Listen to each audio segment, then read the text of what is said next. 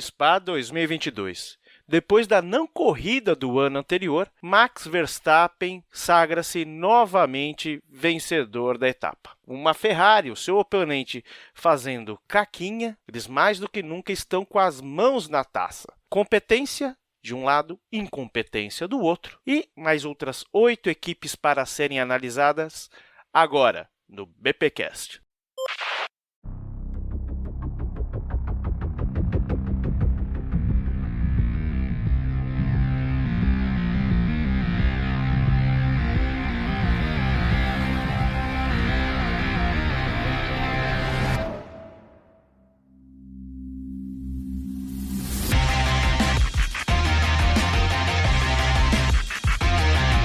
E estamos de volta com o BBcast, seu podcast de automobilismo e outras nerds. No episódio de hoje vamos falar sobre o GP da Bélgica. Eu sou o Rubens GP Neto e aqui comigo está a Débora Santos Almeida. Bem-vinda, Débora. Olá, pessoal, sejam bem-vindos a mais um episódio do BPcast. E hoje a gente vai conversar com vocês sobre essa corrida aí que tivemos na Bélgica. E obviamente a Ferrari volta da mesma forma como ela deixou, né? A categoria ali antes das férias, cometendo erros, não sendo competitiva. Exatamente. Bom, vamos falar de muita coisa que aconteceu. Tivemos uma férias aí bem movimentada, falamos bastante disso em um BBcast onde comentamos o mercado de pilotos. No programa anterior. Exatamente. Se você não ouviu, ouça. Na descrição desse podcast, na publicação também tem o link para você ouvir. E também, né, nós tivemos aí algumas atualizações, alterações de regras que a gente vai comentar um pouquinho aqui no decorrer do programa. Mas aqueles recadinhos de sempre para você ouvinte do BBcast. Se inscreva no canal do YouTube do Boletim do Paddock, acompanhe lá nossas lives. Sempre temos uma live pré e pós-corrida e principalmente nessa período agora de rodada tripla, teremos várias lives onde você pode acompanhar e participar através do chat da nossa live. Conheça também a plataforma do Apoia-se ou do Membros lá do canal do YouTube, onde você pode apoiar o nosso trabalho e ajudar a gente na manutenção aqui do BPcast, também no nosso canal do YouTube e o site. Não deixem de conhecer a gente em todas as redes sociais, acompanhar, ver as nossas publicações e compartilhar com o pessoal que gosta de automobilismo, para que mais pessoas escutem o nosso programa e conheçam o nosso trabalho. Exatamente, pessoal. E antes de finalizar, não se esqueça de acompanhar o Boletim do Paddock pelas redes sociais, Instagram, Twitter, Facebook, para quem ainda estiver por lá. E conheça também nossa lojinha no Collab, onde nós temos publicações aí, estampas, camisetas exclusivas do Boletim do Paddock. E por último, não deixem também de conhecer o campeonato do Os Carteiro, que é um campeonato de kart onde você pode ir lá, correr, conhecer um pessoal bacana. Tem várias categorias para pessoas que ainda não correm, mas também para o pessoal que já está um pouco mais habituado, né, ao kart. Se você é daqui de São Paulo, conheça também o campeonato, passe por lá, eles têm rede social, estão no Instagram. Também você pode ir buscar o Ricardo Banniman ou o Cássio, são o pessoal da diretoria e que podem te auxiliar a fazer parte do campeonato. Se você também quiser buscar eu ou o Rubens pelas redes sociais, a gente pode te passar as informações para que você conheça o Os Carteiro e vá na próxima etapa.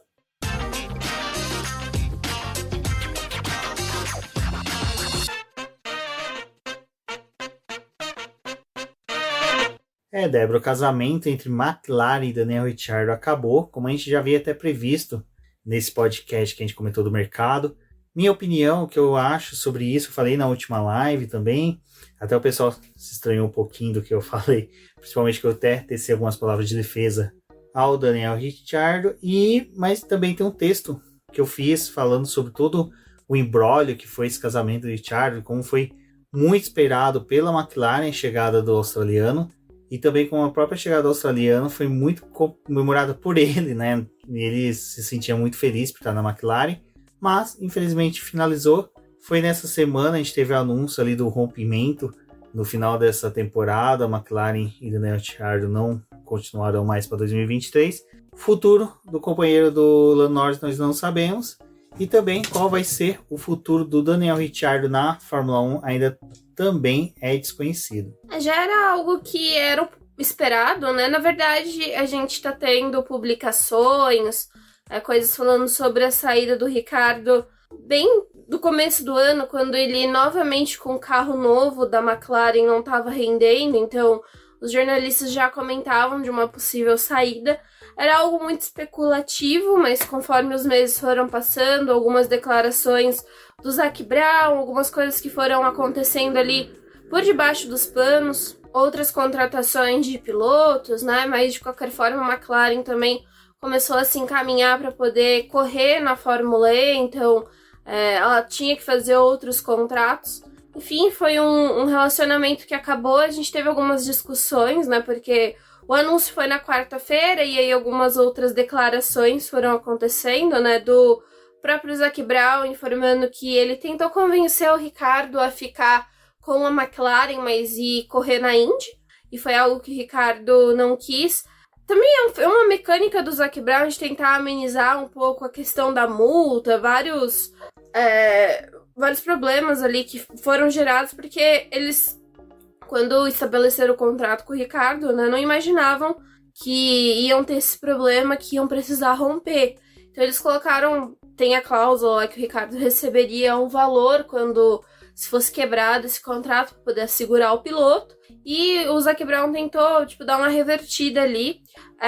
Também teve a questão que a gente vê, assim, muito da McLaren perder o Ricciardo, para quem ela vai perder, né? Porque a gente não sabe para qual equipe que ele pode ir. E se ele for para uma Alpine, é uma equipe que está em disputa direta com a McLaren, né? A gente acredita que talvez no próximo ano ainda a briga entre eles continue. Então, se você perder o Ricciardo ali para a Alpine, talvez ele se encaixar ali com o time rapidamente, porque é um time que ele já conheceu, a vida na McLaren se torna talvez até um pouco mais difícil, porque ela vai estar com um piloto talvez jovem e estreante, como se for realmente o caso do Piastri vir, né? Eu espero que seja o Piastri, porque depois de todo essa bagunça que fizeram aí, espero que ele permaneça, né? Então talvez no momento que vocês vão estar escutando esse programa, já tem alguma resolução do contrato do Piastri, porque ia ser averiguado na segunda-feira. Então, vamos ver o que vai acontecer, se a McLaren nos próximos dias vai conseguir anunciar o Piastri, ou vão acabar revertendo isso para que ele corra na Alpine, e aí os planos do Ricciardo vão ficar um pouco mais complicados. Mas essa foi a situação que aconteceu essa semana, tudo isso desencadeado pelo que ocorreu antes das férias ali na Hungria, quando o Vettel anunciou a aposentadoria, o Alonso decidiu ir para Aston Martin, a McLaren viu uma oportunidade de tentar contratar um piloto ali que fosse mais jovem para poder colocar no lugar do Ricciardo, e agora teve esse anúncio, né, da McLaren. O clima ficou um pouco estranho, tem algumas coisas para poder verificar. Só para poder encerrar, né, essa fala, também a gente teve o Ricciardo comentando sobre se eu não conseguir uma vaga na Fórmula 1 no próximo ano, uma vaga que ele possa ver que vale a pena, né, ele se manter no grid, ele provavelmente vai tirar um ano sabático e aí vai começar a negociação de um contrato para 2024, né, e não 2023. Ele também demonstrou, assim, zero interesse para outra categoria. E até interessante porque, se eu não me engano, foi a Fórmula E que, meio que tentou pedir pro Ricciardo ir pra Fórmula E e ele disse, não, meu interesse é ficar na Fórmula 1, se eu não correr na Fórmula 1, não vou correr em nenhum outro lugar. E sobre a McLaren ela pretende, no próximo contrato que ela fechar com pilotos, não ter cláusulas tão milionárias, assim, até pra poder assegurar a equipe, porque por mais que eles tenham dinheiro ali pra poder fazer esse trâmite, é ruim se a cada vez que eles precisarem trocar de piloto, eles precisarem pagar montantes muito grandes. Então vamos ver como é que também vai ser essa mecânica da McLaren para os próximos anos. Além desse todo esse embrolho aí que tem do Ricciardo, agora a gente também surge, né, Débora, algumas falas do tipo assim, que nem o Adam Cooper, que é um jornalista bem envolvido com a Fórmula 1, ele falou talvez até a chance do Hertha ir para a AlphaTauri e ter o Mick Schumacher, né, na verdade, na Alpine. Então até esse do Mick Schumacher na AlphaTauri, na Alpine, é uma novidade. Vamos aguardar, né, Débora? Mas é que na verdade a gente vê que, né, tava todo mundo fugindo da vaga da Alpine, né, e de repente agora começou a pipocar nome do tipo de, vamos tirar o Gasly da AlphaTauri para ele correr na Alpine, porque, né, seria bom um piloto francês numa equipe francesa com Esteban Ocon. Aí já tem esse mecanismo do Ayrton, mas o Ayrton é um piloto que não tem a superlicença, então também vão fazer como, né? Ele precisaria ganhar o campeonato da Indy para poder conseguir os 40 pontos, né? Não sei se o Ayrton tem algum outro ponto além para poder conseguir a superlicença, mas não é tão fácil assim para que ele corra na Fórmula 1. Se pro Pato já tava difícil, né? Imagina pro Ayrton. O Pato, o Palou, que é outro que já tem a superlicença. O Palou ele tem porque ele ganhou o campeonato, né? A Indy também dá pontos pra superlicença, mas o sistema de pontuação deles é diferente dos campeonatos de base da Fórmula 1, porque os campeonatos de base são feitos para poder valorizar os pilotos que estão fazendo o caminho para a Fórmula 1, né? E para a Indy tem esse benefício de, se você é campeão, você ganha os 40 pontos fechados. Aí para baixo tem a pontuação menor, vou ficar devendo, porque de cabeça eu não sei quantos que o Ayrton tem. Mas eu acho que, salvo engano, o Ayrton ele precisa fazer um treino livre, igual o Lawson fez esse final de semana, ou completar 300 e poucos quilômetros em treinos homologados. Então, assim, tem como a McLaren querer trabalhar, principalmente o Zac Brown, que é empresário do Ayrton, então tem como, mas assim... mas eles vão querer ceder, né? Porque assim, tudo bem, se você fizer essa guerra, você tá trazendo o Piastri. Mas a McLaren vai querer perder um piloto que é muito rentável para eles, então, né? Mas tem aí que isso tá. Também, tem que ver. É aquilo que a gente tava conversando, né? Que nem a Alfa Romeo vai sair agora da Fórmula 1, né? Em 2020, final de 2023, né? 23. Exato, 2024 volta a ser Sauber. Eu falei, até lá no grupo do BP, a gente teve um bate-papo sobre isso, sobre a questão da Andretti entrar, essa dificuldade toda que tem. Então eu falei, pô, seria legal. Entra e vira, né, Andretti Sauber, depois no futuro Andretti Audi, né? A Audi vai entrar, né, na Fórmula 1, também foi uma coisa que foi confirmada essa semana aí, antes as vésperas, né, do GP da Bélgica. Então, a Audi definitivamente vai entrar na Fórmula 1 como fornecedora de motores a partir de 2026, mas a Audi está pensando em fazer uma mecânica de comprar uma equipe, né? Então, nos próximos anos, ela começaria a adquirir 25% das ações da Sauber, e isso fazendo a cada 3 anos até chegar, quer dizer, por 3 anos, né? Até chegar aos 75% e eles terem o direito de tomar decisões ali, realmente ter influência dentro do time, né? E a Audi, ela teria conversado com a McLaren, com a Aston Martin, com a Williams, que não quiseram esse tipo de vínculo com a Audi. E quem ficou mais disposto a fechar alguma coisa foi a Sauber. E é curioso, né, isso ter acontecido, porque se realmente isso fosse desdobrar nos próximos meses, porque no ano passado a Andretti tinha feito uma oferta semelhante para a Sauber também, de adquirir as ações, e a Sauber depois falou, não, a gente não quer porque a gente não quer que ninguém tenha controle, né, porque ia mudar muita coisa, e a Sauber em si não queria perder o controle da equipe. Então isso também é algo que a gente precisa observar, porque tipo, com a Andretti eles barraram, mas agora com a Audi tudo bem porque vai ganhar o motor. Vamos ver como é que vai ser isso. Exato. E aí chegamos em Spa, e nas conversas já que começa a acontecer ali pré-corrida, já tem, olha, pilotos vão trocar de peças, sabe, tipo saldão de estoque, né? O pessoal passou ali no Mercado Car, sabe, compraram várias peças, vão trocar muita coisa, e a gente já começa com essas informações, né, Débora, de muitos pilotos que já iam, já na sexta-feira, sabendo que ia trocar de peças, a gente já começava a ver os cálculos de posições perdidas pós-classificação. Na sexta-feira já começou essa mecânica de fazer algumas trocas dos motores. Para a Bélgica, era a última oportunidade que os fornecedores de motores que não tinham feito a homologação ali da central eletrônica, do armazenamento de energia, né, que são as baterias, tinham a oportunidade de fazer essa última mudança. Então a Ferrari ela já estava preparando essa mudança, porque eles queriam introduzir essa atualização no motor, e utilizaram o carro do Charles Leclerc para poder trazer essas atualizações para o grid. E aí já foi um piloto que estava ali com a situação de perder posições, né, em pista. Fora ele, também foi anunciado o Max Verstappen, que tinha feito também trocas importantes no motor. E a gente ainda teve o Valtteri Bottas, o Esteban Ocon, o Lando Norris, que informaram as suas trocas, e o Mick Schumacher, né?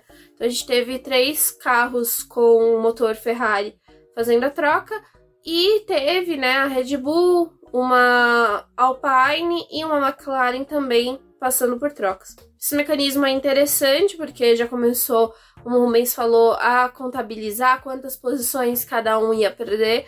Até no sábado, a direção, ali, os comissários tiveram que informar que a punição que foi dada para o Bottas estava errada, porque alguns, além de trocarem o motor, também fizeram a troca adicional do câmbio. E o Bottas, ele tinha feito uma parte só da troca do câmbio, então ele não ia perder as 10 posições, né? Seriam só 5 posições no grid. Isso também aliviava um pouco a penalização ali dele. E dando seguimento ao restante do final de semana, no sábado, a Alfa Romeo notificou que o Zhou Guanyu também ia fazer a troca do motor, então já entrava ali para conta, né, sendo o 7º piloto a trocar motor. E no domingo, antes da largada, vale dizer que a AlphaTauri também fez a troca do motor do Yuki Tsunoda, mas como a troca dele foi realizada em parque fechado, ele foi obrigado a fazer a largada do pit lane. Então, o Tsunoda que ia começar a corrida em 13º depois de toda aquele arrumação do grid, né, contando as punições que cada um dos pilotos tinha, fora o tempo que eles fizeram durante o período de classificação, acabou que o Tsunoda desperdiçou tudo isso porque a troca dele foi feita depois da classificação. Mas, mesmo assim, né, Débora, a gente tem a Red Bull que destroçou, né? Ela não tem como. Os treinos livres, a gente teve ali o Carlos Sainz liderando mas foi aquele... Vamos pôr manobra do golfinho, né? Fez uma brincadeirinha ali, tudo bem, foi o pole, a gente vai falar disso mais à frente, mas as Red Bulls parece que realmente elas se encaixaram muito bem em Spa esse final de semana e já começou nos treinos livres. Gente, a Red Bull, a gente tinha uma expectativa para poder ver eles na Bélgica, né? Porque também teve a entrada da diretiva técnica que ia deixar o assoalho mais rígido, então a Red Bull, por mais que fosse um carro que não estava pulando tanto, ela tinha o benefício da flexibilidade do assoalho, então a gente queria saber como é que ela ia funcionar, porque com essa mudança de assoalho também o carro ficou um pouco mais pesado. E eles destruíram, assim, os tempos muito bons. A sexta-feira foi marcada principalmente pela chuva ali no final do primeiro treino livre, do segundo treino livre. Foi uma sessão mais fria, mas a Red Bull estava se encontrando melhor no circuito. E o Max Verstappen já estava colocando tempo ali, enquanto a Ferrari ela estava bem apagada, assim, por mais que, como o Rubens falou, o Carlos Sainz tenha liderado uma sessão, quando a gente olha todo o trabalho que eles fizeram durante aquela atividade, não era tão produtivo que a Ferrari estava mostrando ali. O final de semana ia evoluir, mas eles já estavam sabendo da punição do Charles Leclerc, que também entrou para essa conta dos motores. Então, o negócio não estava se encaminhando muito bem. E dava até um certo medo, porque uma Red Bull tão forte ali, operando muito bem nos treinos livres, quando você olha para a perspectiva de que eles vão começar ali no final do pelotão, mas tem chance de chegar para poder brigar por um pódio, por uma vitória, obviamente assusta uma Ferrari que não estava conseguindo se encontrar, né? A Débora falando de Ferrari que não consegue se encontrar, eu fico imaginando a Alfa Romeo também, né? Que ela tá naquele... É ruim quando você já tá com um projeto avançado do carro, aí seu segundo piloto sofre um acidente, aí o seu Santo Antônio é dito que tá todo falho, que ele vai ter que ser modificado, então, ou seja, você vai ter que mudar o projeto do carro de 2023, e o teu projeto de 2022 ainda é um projeto muito ruim. Tipo, o carro da AlphaTauri, ele é ruim. Alfa Romeo, desculpa. Da AlphaTauri também, né? Tudo do Alfa, tudo ruim. Tudo ruim. Mas acho que a situação tá crítica, porque você vê, usou durante até o final de semana, a gente viu que ele se encaixou na pista, ele tava tendo, assim, sabe, bom desempenho e tudo, mas só que o carro não ajuda, o carro não autoriza os dois pilotos a mostrar todo aquele talento que eles têm, porque assim, o Zou é aquela coisa que a gente falou até na live, né, Joe? Eu tenho que me policiar melhor. Ele é um piloto bom, ele é um piloto aguerrido, mas se o carro não entrega, não tem como fazer. E o Bottas, é o Bottas que a gente já conhece, mas o Bottas a gente viu que tava gostando desse carro da Alfa Romeo, né? Tava conseguindo entregar um brilhareco aqui, outro ali. Mas esse final de semana já nos treinos, já com problemas no carro, e é algo que eu vou ser sincero, eu acredito que vai permanecer para os próximos anos, e com o anúncio do final da parceria da Alfa Romeo, eu não apostaria minhas fichas. Suas faixas também de protesto, né? Que o carro do ano que vem vai ser muito bom. Porque toda equipe que é pequena, média, quando começa esse cenário de que vai acabar uma parceria com um determinado patrocinador... E começar a guardar dinheiro, né? Exatamente, vai começar a fazer caixa. Então a Alfa Romeo, como a gente sabe, né, em 2023 acaba essa parceria e ela vai até 2025, até o final de 2025, em qual condição, com quem? Porque se a Audi já tiver assumido e quiser entrar na Fórmula 1, ok, mas se a Audi quiser só entrar em 2026, né, se não fechar com a Audi... E vai voltar a ser Sauber, linda. A Sauber, bonitona, né, sempre teve um bom relacionamento com a Ferrari, eu vi survey... assume, lasca com as parcerias com a Ferrari, quer que ele tá em independência ou morte, e tá arrumando a morte, porque não... Alguém avisa pra esse lindo que vai receber o motor só em 2026, até lá vai ter que usar o da Ferrari, sim?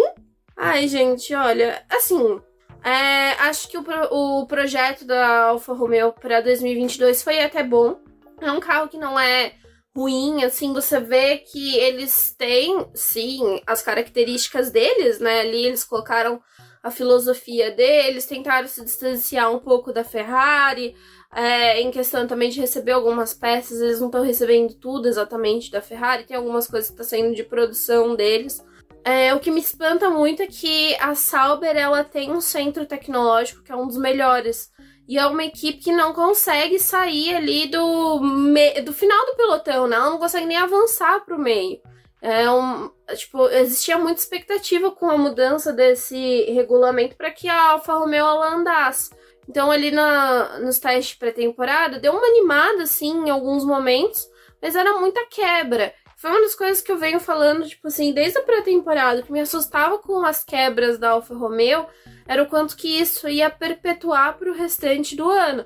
E não adianta nada você ter um carro que seja um pouco mais veloz, ou que tenha alguma capacidade de brigar ali no meio do pelotão em alguns momentos, buscar o top 10, se você tem uma inconstância relacionada à falta de confiabilidade. Então, um carro que quebra demais, quando você tem talvez uma oportunidade ali de pontuar, quebra, os pilotos não conseguem render durante o fim de semana. É uma coisa que eu também levantei no meu texto ali de meio de temporada. Eu acredito que o Bottas, às vezes, ele força um pouco o carro demais, então a gente tem algumas quebras maiores com o carro do Bottas, porque ele tenta ir além ali, é um cara que, tipo, ele tava andando com um baita de um carro até ano passado, e aí, tipo, chega num carro como esse, às vezes você tem o parâmetro de uma Mercedes em que você acha que pode forçar um pouquinho mais e não dá, tipo, esse carro tem esses problemas, né? E é ruim porque o Bottas, ele é o piloto com mais experiência e faz menos treinos livres do que qualquer outro, porque o carro quebra, ele fica ali nos boxes, não consegue, eles têm que mandar o Joe para poder fazer os testes e aferir os dados ali. É difícil porque é um piloto que tá no seu primeiro ano de Fórmula 1, como você confia dados a um piloto que é estreante? Nem a Mercedes, que é Mercedes, que colocou o Russell ali, né, na Williams para poder ser preparado, no início do ano não confiou esse tipo de teste com o Russell. Então é bem preocupante a situação que a Alfa tá passando, e já como o Rubens falou, né, essa saída da Alfa Romeo é preocupante para os próximos anos, porque vai começar o quê? Vai começar a decair mais ainda, tipo, vai assumir a lanterna do campeonato, porque talvez a Williams tenha um potencial de crescer, a Haas também, e a bonita vai ficar lá no final. Vai ser um triste fim, assim, pra Alfa Romeo, viu? Tirando a primeira passagem da Alfa Romeo nos anos 50, as demais só foram decadência, choro e ranger de dentes. Me lembra muito essa postura, principalmente da Alfa Romeo atualmente, das equipes da Fórmula 1 dos anos 90, e aí até onde que entra a questão que até a gente discutiu lá no grupo de apoiadores do BP, dos donos de equipes que eram aventureiros, que só entravam na Fórmula 1 para ganhar dinheiro. Então eram aqueles caras que entravam, montavam uma equipe, ganhavam milhões em patrocínio, mas faziam zero investimentos no carro. A Sauber é uma hoje, a Alfa Romeo é essa, recebe muito dinheiro, tem, mas só que você sabe, é o que a Débora falou, o carro fica mais parado nos treinos livres no box, porque quebrou alguma coisa, do que realmente, sabe, foi pra pista para testar. E eles não explicam direito, né, o que tá acontecendo com o carro. É ruim porque é um primeiro ano em que a gente tá tendo a introdução do regulamento, então o pessoal é um pouco misterioso às vezes para poder explicar as quebras, porque eles não querem dar pistas para que outros times se desenvolvam. Mas a Alfa Romeo, assim, ela tá gritando em alerta, sabe? Precisa de uma ajuda, porque a gente vê também a frustração no Bottas, né?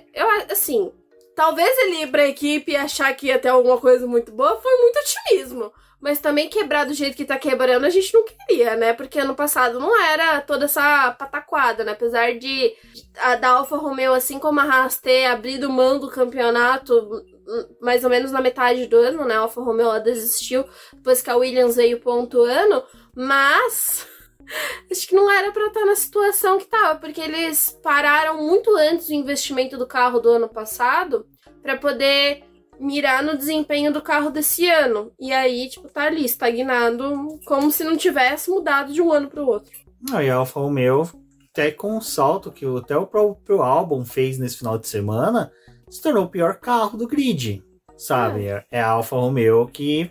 E assim, você vê que é estrutural, é a antiga Sauber que a gente viu, né? Só teve aquele brilhareco na época da BMW ali, aquele comecinho, na época até que o Massa passou ali, que a Petronas estava junto, a Ferrari, mas de resto, o segue que o mesmo caminho. É o que a gente tava conversando na live, né?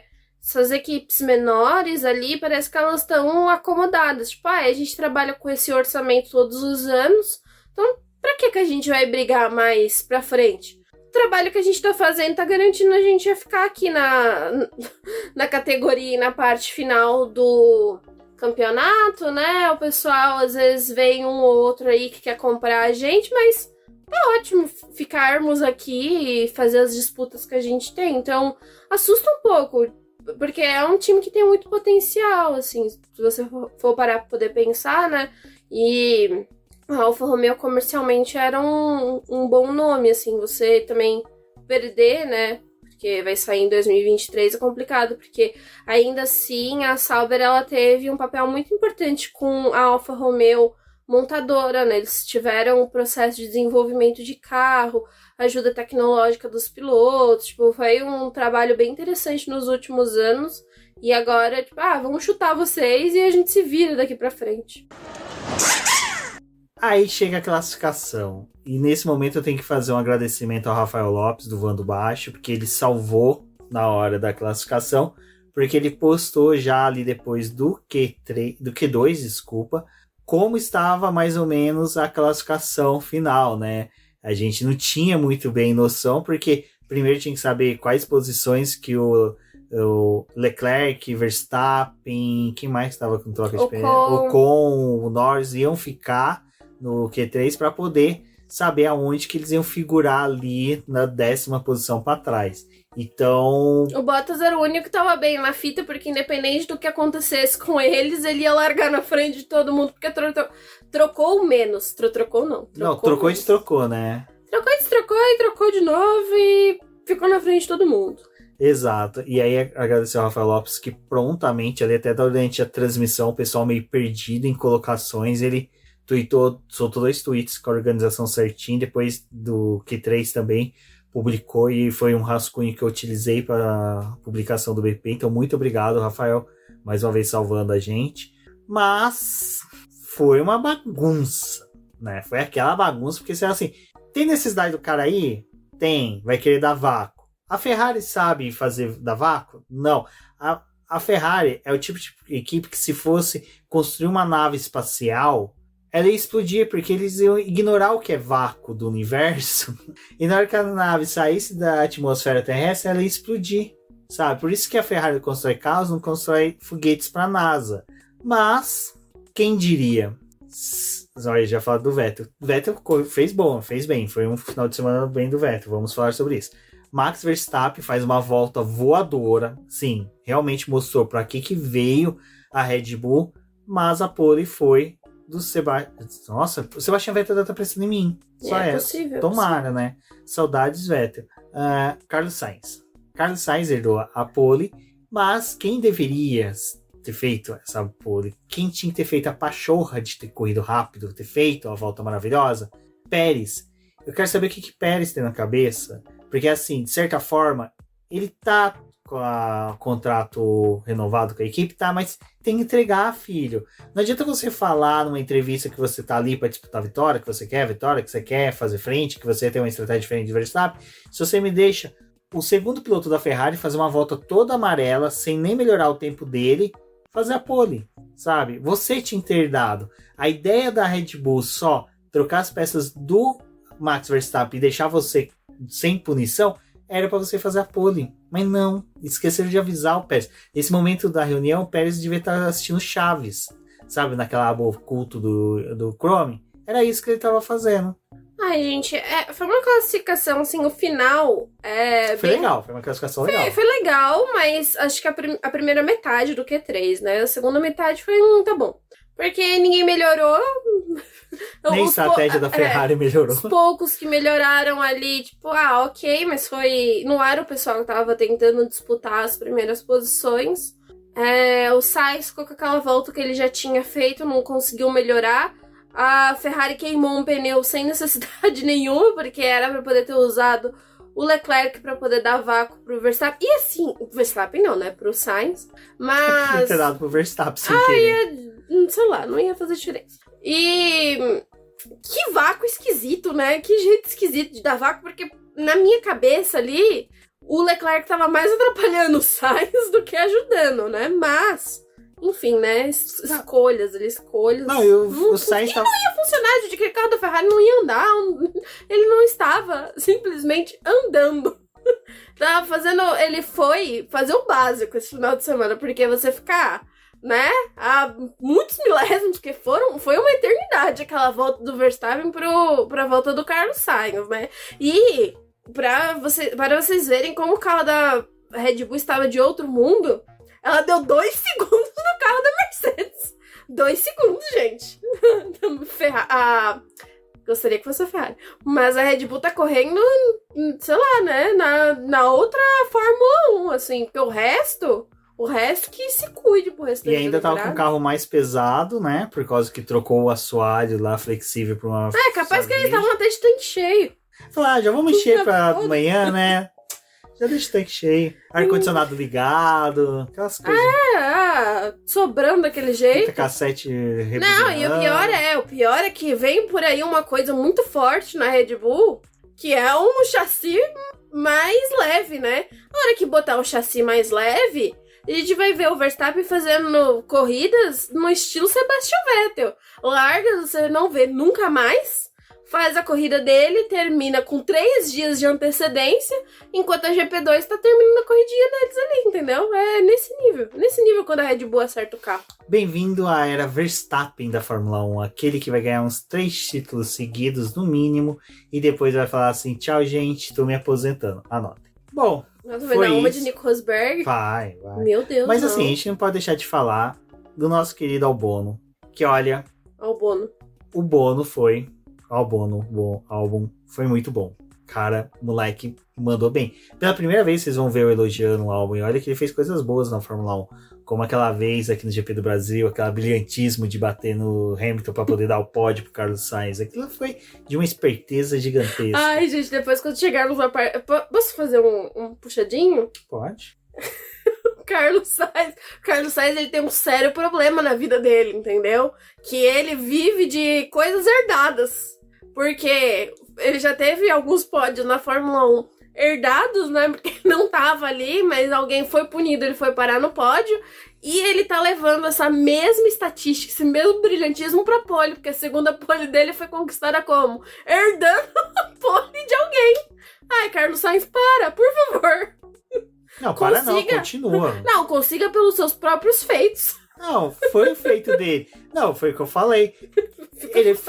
Ele fez volta mais rápida que o Pérez. A obrigação era do Pérez estar ali, sabe? Com aquele carro sobrando da Red Bull, cara, o Pérez tinha que apanhar de uma... Como é que é o nome? De uma comida mexicana aí, de burritos, sabe? Alguma coisa assim do tipo.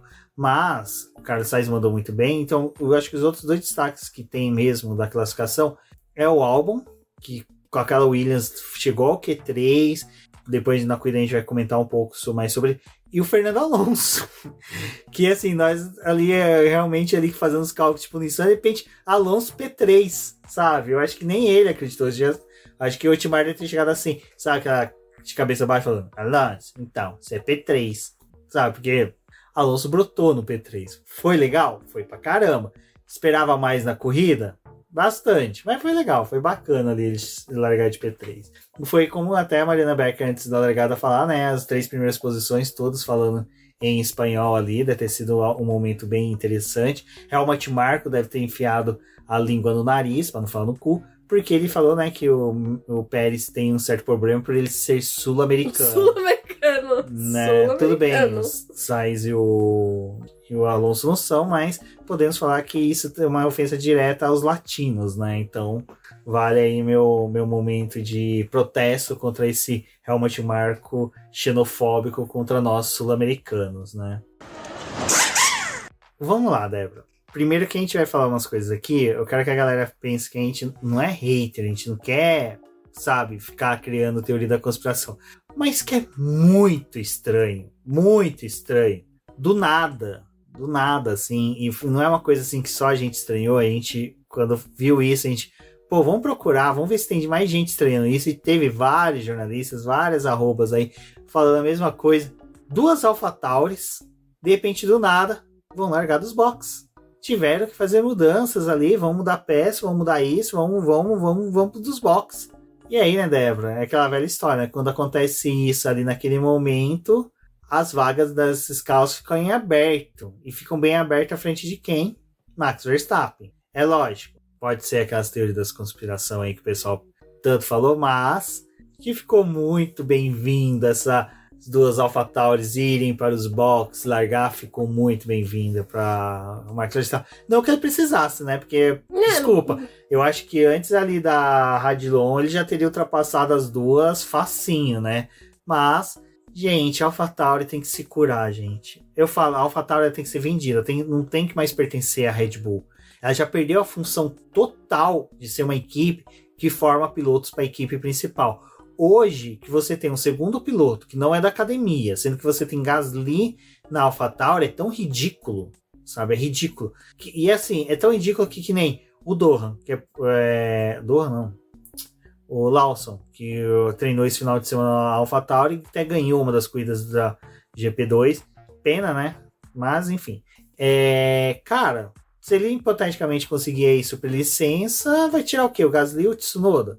Só se o Gasly realmente for para a Alpine, como estão falando, mas não tem mais função essa equipe, e assim, é outra equipe que é o mesmo problema da Sauber ali, da Alfa Romeo, mentalidade de equipe de meio de grid, que não quer aplicar, não quer investir, não quer trazer, sabe, crescimento para a equipe, não muda.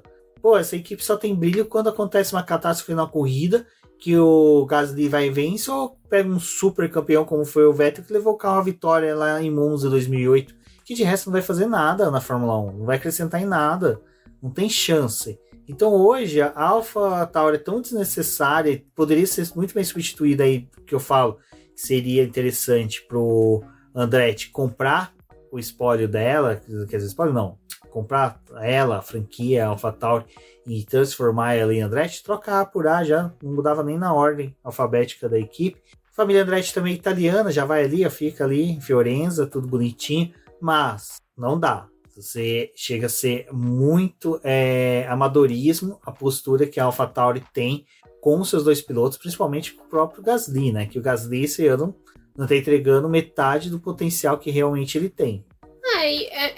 Assim, você ter troca de motor, como estava acontecendo esse final de semana, ok, mas Tipo, trocaram o Tsunoda, então já tiraram o carro ali da frente, o grid foi reorganizado, né?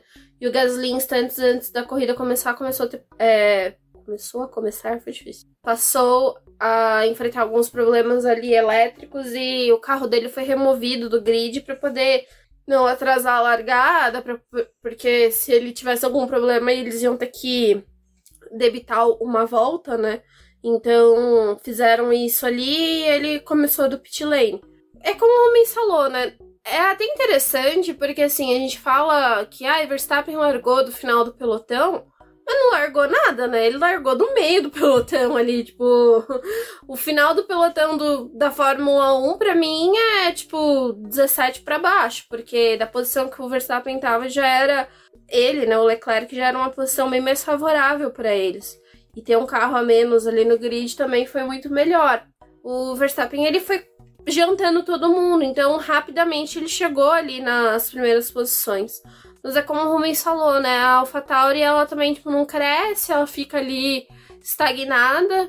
O Gasly esse ano tá tendo mais dificuldade. É uma equipe que erra muito estratégia, erra muito a forma de como conduzir as coisas. Então, dá uma certa agonia, assim, tipo, como a gente tava falando da Alfa Romeo, né? A AlphaTauri tá no mesmo processo, assim, tipo... Pô, cadê que vocês iam brigar por posições melhores? Tipo, estão ali... Essa corrida pontuou, mas teve várias corridas desastrosas esse ano. Erraram várias vezes. O Tsunoda conseguiu salvar alguns pontos ali também. O Gasly em algumas corridas.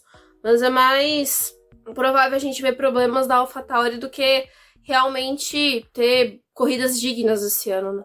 Exato. E outra equipe que deveria ter se aproveitado de toda essa pancadaria de troca de pneus. Pneus não. Troca de pneus teve até mesmo. Troca de peças, troca de motores, punições. Foi a Mercedes, que era a minha aposta, que quando a gente até estava fazendo ali a live, eu fui fazer meus bolões, a gente estava conversando sobre isso, que quando a gente fez a live de quinta, já tinha as notícias de trocas, né, de peças e punições. Eu já apostei Lewis Hamilton e Russell liderando ali, sendo os ponteiros dessa corrida, porque, cara, a Mercedes vinha numa crescente nas últimas corridas, depois veio... Era a grande aposta, né, no final de semana. E, infelizmente, já na primeira curva, Lewis Hamilton se encontra com o Alonso. O próprio Lewis Hamilton reconheceu, então a gente não tem que medir palavras sobre isso. Foi um erro ridículo dele, erro rude. Ele falou que ele não conseguiu ver o espaço, né, que tinha entre ele e o Alonso. Então ele meio que achou, tipo, o Alonso não tá do meu lado, eu vou continuar nessa trajetória que eles bateram. E foi uma infelicidade, foi ruim que acabou prejudicando a corrida dele. O do Alonso não mudou muita coisa, só que ele chegou a perder aquela posição pro Pérez, mas que seria perdida de qualquer forma, porque o Pérez também parece que se encontrou na corrida com o rendimento do carro. Mas o desempenho do Alonso, naquele início ali de corrida, tava muito bom, né? E ele é um dos pilotos que a gente tava naquela torcida para que ele fizesse uma boa largada e conseguisse ganhar algumas posições ali, porque a gente queria ver o trabalho que ele ia fazer de defesa da posição. Então, por mais que a gente tivesse carros, tipo, como o Pérez, que tinha caído para trás e que provavelmente ia passar ele facilmente, eu acho que o Alonso ia dar um trabalho ali, né? Então, foi ruim por esse lado, tipo, de ter perdido um mecanismo que a prova poderia ter dado, tipo, de mais emoção. Porque entrou o safety car, aproximou todo mundo de novo, tipo, foi uma coisa bem ruinzinha, assim. A entrada do safety car não é só culpa do Hamilton, porque o Bottas também... 2 metros... Latifi, né? 2 metros depois já não estava mais... não estava mais on, então... O Bottas, na verdade, ele abandonou para dar autógrafo, né? Essa que foi a realidade. Ele abandonou para dar autógrafo. Curtiu o aniversário, né? Não tá rendendo essa porcaria desse carro. O Inferno Astral, será que acabou? Vamos saber. Tô na torcida aqui, viu? Bottas. Conte comigo pela torcida, assim. Olha que eu não torço muito por você, mas agora a depressão bateu um pouco, o medo da Alfa Romeo sair está triste no coração. Estamos aqui na torcida, Bottas. Exato, mas ali até, vamos falar um pouquinho mais da Mercedes, o Russell, né, deu uma circunstância, conseguiu, salvo engano, 4º lugar, foi um bom resultado, conseguiu entregar bem. Quase foi pra cima pra brigar por pódio, né? infelizmente chegou o desgaste do pneu, né? É. Imprimiu um ritmo muito forte. E aí também fica aquele problema, né? Um carro só na pista, você não consegue ter parâmetros de comparação de desgaste de pneu. Fica vendido ao próprio desgaste, aí a equipe não tem muito o que fazer. Mas, assim, o Russell, para uma primeira corrida com carro competitivo em Spa, pô, foi uma Não, e o Russell corrida. a gente tem que lembrar que também ele é um piloto que esse final de semana a Mercedes usou ele para poder fazer alguns testes. Então o Russell tava com um assoalho diferente do assoalho do Hamilton para eles compararem o desempenho do carro, porque eles estão ainda no processo de atualização do W13, né? Então eles estão fazendo algumas verificações ainda. E aí teve essa questão do assoalho. Então, tipo, o que o Russell fez também esse final de semana foi muito bom, assim, mesmo com um carro que não tava rendendo. E foi a mesma mecânica da Hungria, classificou, né? E aí, tipo, na corrida tem ritmo, né? Uhum. Bom, não vamos falar em ritmo. Não vamos falar em ritmo, porque McLaren não tem ritmo. McLaren não tem nada. McLaren esquece, assim. A McLaren perdeu tudo. Eu lembro que o Will Mesquita falou: a McLaren é uma Kombi. E literalmente ela é uma Kombi. Ela tá uma parede de ar, assim, olha. Nossa, gente, pelo amor de Deus. Sim, se vocês assistiram, não sei se o assistem. Richard tá feliz ou tá triste de sair da McLaren, viu? Vai com Deus. Vocês assistem ou não Doctor Who? Tem um episódio lá, mais pro final, assim, da era do Capaldi. Tem a aerodinâmica da TARDIS, né? Que o Capaldi tá lá batendo pra poder... Um episódio bem interessante do disco de confissão, que ele fica ali esmurrando a parede, é a McLaren esmurrando a parede de ar, assim, não funciona. Esse carro é triste. Nossa, gente, é muito horrível. Esse carro é muito horrível. Não, assim, horrível é a Ferrari, mas a McLaren, velho, é uma sexta-feira 13, chuvosa, sem energia, sem internet, no meio do mato, se ouvindo serra elétrica o dia inteiro, cara. É terrível, não tem como. É patético, porque assim... Cara, o Richard largou em sétimo. Eu falei, pô, talvez... Eu sabia, lógico, que ele ia perder ritmo, mas era do carro, né? E o Lando Norris vai progredir e vai chegar próximo a ele. Aconteceu isso. Mas só que assim, o carro, sabe, você olhava assim, cara, os tempos desse cara, eles não é que não melhoravam, não pioravam. Começava com o tempo e era permanente aquele tempo ruim de volta, sabe? E aí na hora que entrava na pico de degradação do carro... do pneu, desculpa, era muito acentuado. E quando eles perderam também contato com o DRS, né? Porque o Norris, ele se atrapalhou um pouco porque ele ficou encaixotado ali no pessoal que não ultrapassava e nem deixava ultrapassar, né? O Stroll cagão, né? O Stroll não estava disposto a brigar com o Albon no final de semana, assim, não estava mais disposto a segurar os outros. E o Ricardo também, quando ele começou a perder o contato do DRS ali, ele, tipo, ficou vendido, né? Então, começaram a ultrapassar. Aquele trecho que eles fizeram de pneu duro eu também achei meio caótico, porque o pneu duro tava funcionando um pouco melhor para algumas equipes mesmo, né? Porque o domingo tava mais quente. Mas a McLaren trabalhando de pneu duro, eu não achei que foi uma coisa muito produtiva ali para eles. Aquele... trecho de meio de pelotão, de meio de corrida, né? Enfim, não rendeu, não deu certo, a estratégia da McLaren é muito ruim. E mais péssima ainda é quando a gente tem os dois carros da Alpine pontuando e os dois carros da McLaren fora da zona de pontuação. Então, a McLaren tá aí 100 pontos e com a Alpine ampliando a vantagem que tem na quarta posição. Então, começa a ficar cada vez mais difícil para que a McLaren se recupere. E Fernando Alonso correu, né? A gente podia falar um pouquinho de Fernando Alonso, né? Fernando Alonso, a gente não achava que ia nem sentar no carro esse final de semana. Sentou. Não, peraí. Antes de começar o Fernando Alonso, o melhor foi na quinta, né? Entrevista com os jornalistas. Muito bom. Então, Fernando Alonso, você não avisou o Timar? Não, eu avisei todo mundo da diretoria da Renault e da Nissan. Só não avisei o Timar. Eu fico imaginando ele, vou criar o grupo do WhatsApp pra avisar que tô vazando. Vai você, vai não, o Timar não. Você hoje não, viu? Alguém tem o contato com o Timar? Não. Então, vai o Timar. Eu vou pôr Piastri, só pela brincadeira, eu vou pôr Piastri. Deve ter avisado até os mecânicos, né? Os mecânicos, engenheiros, mas o Otmar... Ai, gente, olha, vamos falar um pouquinho da figura de Otmar antes de falar do Alonso? que, gente, o Otmar, ele não tem o mínimo de respeito ali, entendeu? Ele pedindo consideração do Piastri. Ai, deveriam ter consideração. Ninguém tem consideração com o Otmar. Olha, se vocês pegarem os podcasts que eu falo do Otmar ano passado, eu destruía ele, assim, num nível muito grande, porque eu não tenho paciência com o Otmar. Eu acho ele tapadíssimo. E aí, o Alonso fez exatamente o que eu faria, entendeu? Porque... Vou avisar você pra quê? Você vai mudar alguma coisa na minha vida? Não vai. Não, e o pior é porque o Otmar ainda conversou com o Alonso, né? E aí, vai renovar, Alonso? Vai ficar com a gente? Se liga no Break News aí na segunda-feira que você vai descobrir, Otmar. Boa sorte. Não, gente, é ridículo. Mas aí, volta, você queria falar do Alonso na corrida? Queria falar sobre o Alonso na corrida, né? Que teve aquele entreveio com o Hamilton. Ver com aquele rádio dele, assim, desnecessário, né? Não tinha necessidade alguma então, aquele rádio.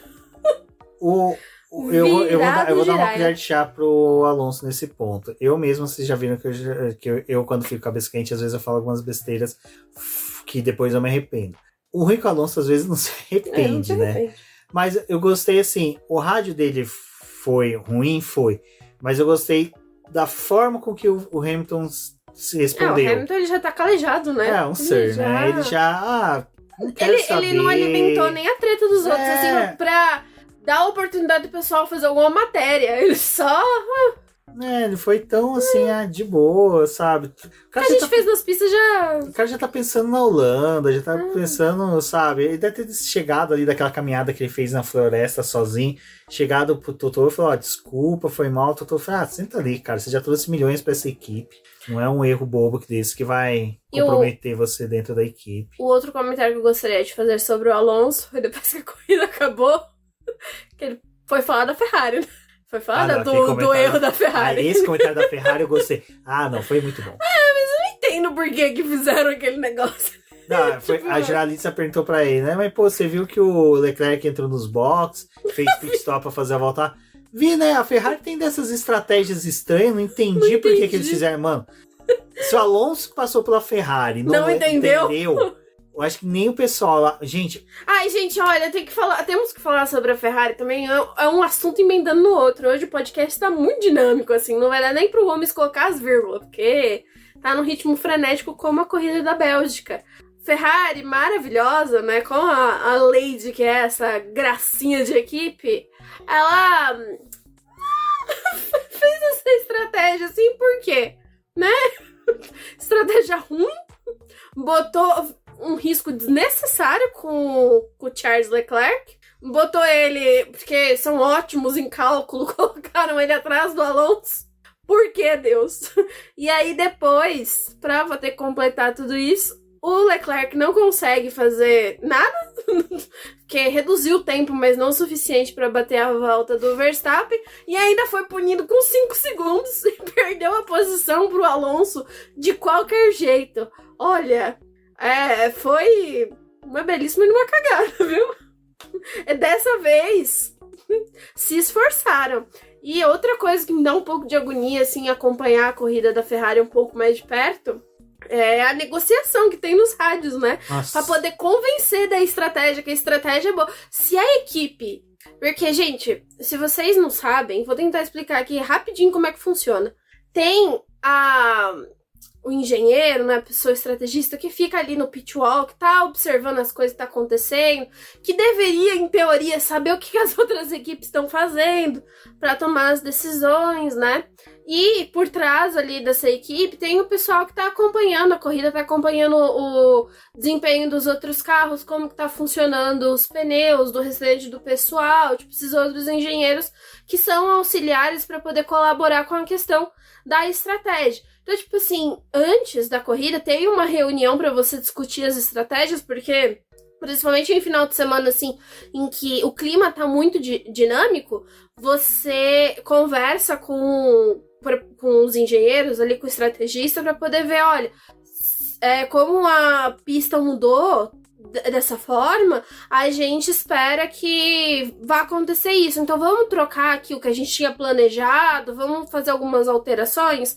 Beleza, assim, tipo, você já conversou com seus pilotos, já tem uma ideia de como vai acontecer, mas salvo em questão de adversidades, tipo, quando acontece, tipo, você tem ali uma expectativa que o pneu vai durar, você tem a cronometragem dos outros carros, mas, sei lá, se acontece, tipo, começou a pingar algumas coisas aqui, vamos parar ou vamos colocar um pneu? Aí você pergunta pro piloto, porque é ele que tá na pista, ele que sabe o quanto que tá difícil de guiar o carro ou não. Mas de resto, é a equipe que tem que tomar decisão, e a Ferrari, ela fica negociando com os pilotos dela, tipo, você quer colocar o pneu duro, um médio aqui, nós temos também um macio aqui, nós temos uma gama de pneus aqui da Pirelli, se bobear, a gente tem pneu até de 2018 aqui que vocês podem usar, viu? E fica com essa negociação idiota no rádio. Nossa, gente, aquilo tira a concentração do piloto e prova que ninguém tá trabalhando, né? Porque cadê os dados? Cadê, tipo, olha...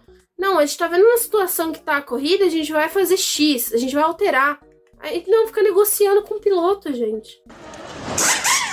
Não, e foi até uma coisa que você reparou, né? Que era assim, cara, é legal que as equipes falam assim, que nem a McLaren, vamos mudar pro plano tal.